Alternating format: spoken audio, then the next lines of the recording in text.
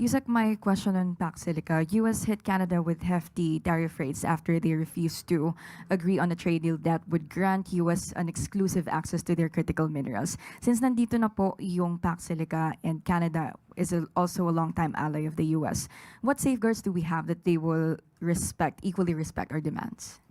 Nagsalita din po ang Pangulo. Hindi maaaring gumawa ng anumang transaksyon na ang Pilipinas o ang mga Pilipino ang siyang madidihado. Kailangan po natin na magkaroon ng mga investments pero hindi po nangangahulugan na ang ating mga kapwa Pilipino ang magdurusa.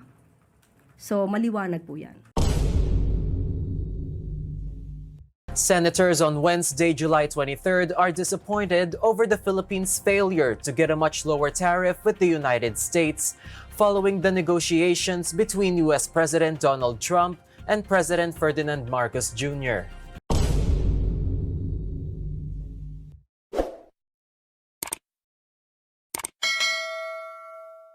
Pinatawa ni U.S. President Donald Trump ng 12.5% tariff ang mga produkto mula sa Pilipinas.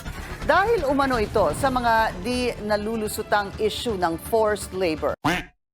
Hindi maaaring gumawa ng anumang transaksyon na ang Pilipinas o ang mga Pilipino ang siyang madidihado.